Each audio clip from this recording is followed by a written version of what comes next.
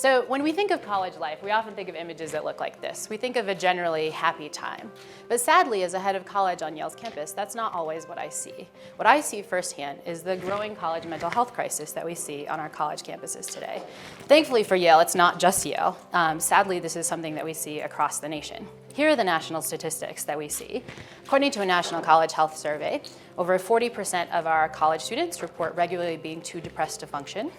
Over 60% say they're overwhelmingly anxious, and another 60% report feeling very lonely most of the time. So I see these statistics as a professor and a head of college, and I think these are really awful. But they also beg a really important question, and that question is, what is going on? Why are our young people so unhappy? There's lots of things going on, but today I want to suggest a slightly surprising answer that comes from the science of psychology. And that answer is that there might be a problem with our minds. It might be that our minds are actually lying to us about the kinds of things that make us happy. Simply put, we're seeking out the wrong kinds of stuff. Here's one wrong thing that some of us are seeking out, case of money. We're at the World Economic Forum, so a lot of us think that if we just got more of this stuff, we'd be happy. But is that really true? That's what researchers Danny Kahneman and Angus Deaton tried to look at. They collected a whole set of measures about people's happiness and well-being and tried to see if those measures were correlated with people's annual salary, at least in the US. Here's what they found, plotted logarithmically. They find that happiness does go up as salary goes up, but that going up stops off at a point. And that point is around 75K. What does that mean? That means if you earn 75K, if I double or even triple your salary, it's not going to have any impact on your well-being. It's not what we forecast, but it's what the data suggests. This is just one of a number of cases where it seems like our minds are lying to us. Our minds are causing us to seek out stuff we think is going to make us happy, but it's not going to work. I think this is part of the crisis that we see in our young people and just in everybody today. We're seeking out all kinds of things that we expect to give us this boost in well-being, but it's not working. And we might be seeking those things out at the expense of the things that really do matter. But then that raises the question, what matters? Like, what aren't we doing that we should be doing? And here's where there's lots of good news. The good news is that we don't have to listen to our lying minds because we have science, the power of everything we love. We have 2 decades of work that tells us some counterintuitive things we really should be paying attention to improve our well-being. One of those counterintuitive things is the fact that we should be seeking out more social connection. What's the thing that separates very happy people from not so happy people? The amount of time that they spend with people they care about.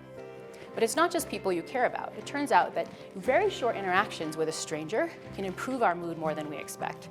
Here's one lovely study that looked at this. This is by Nick Epley and his colleagues.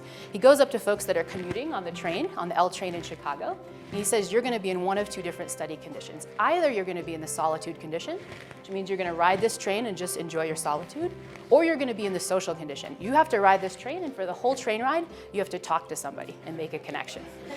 So you're laughing, you're predicting what most subjects predict. Like, that is going to be weird, right? And that's when he asks subjects what subjects predict. They predict the solitude condition is going to feel good, social condition feels bad. But what really happens when you run this study is exactly the opposite. In fact, it's the solitude condition that sucks. The social condition feels really good. We mistakenly seek solitude when being social would make us happier. But that's not the only domain where we mess up. A second domain where we mess up is we mistakenly don't take opportunities to do nice things for others.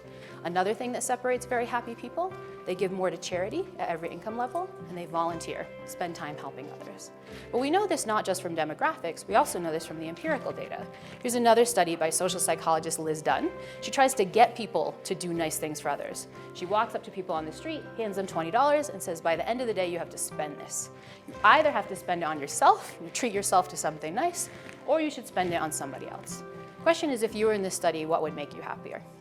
If you were like most subjects, you might think that treating yourself feels good. After all, you're going to get something out of this, right? And that's what Liz Dunn finds. When she actually surveys how people predict they're going to feel, people predict that spending the money on yourself is going to feel better. But what really happens is just the opposite. Both when I survey you at the end of the day and even at the end of the week, you feel better if you spent that money on somebody else. We mistakenly try to treat ourselves, spend our money on ourselves, when helping others would feel better. One of the reasons that money doesn't make us as happy as we think.